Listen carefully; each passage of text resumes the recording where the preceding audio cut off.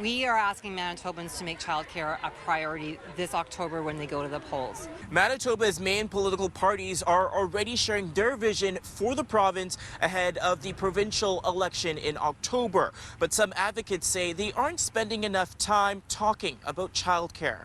Hundreds flocked the grounds in front of the Manitoba legislature calling for improvement within the childcare sector. One of the greatest lessons learned over the last 3 years is that everyone relies on someone who relies on childcare. The rally focused on the wait list parents face when trying to access childcare and the lack of early childhood educators. If you pay a fair wage, you'll get more into the industry.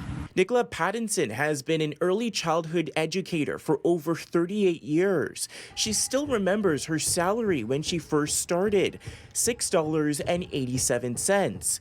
38 years later, she says since wages haven't kept up with the cost of living, more people don't want to be ECEs. It's frustrating as heavens, I'll tell you that. Trying to find somebody to cover when someone's sick, let alone somebody needs a doctor's appointment off. Manitoba's own spending hasn't changed since 2017 to 2022. So all of the new funding in Manitoba has come entirely from transfers to Ottawa. The Manitoba government has a goal to create 23,000 new full-time childcare spaces by March 2026.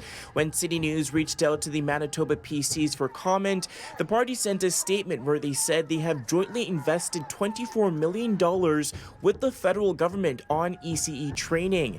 They also said they are planning on spending an additional $6 million on tuition reimbursement till 2026. This government froze funding, operating grant funding to childcare centres for 7 years. And what that did is it created a huge number of challenges for childcare centres just to keep their doors open.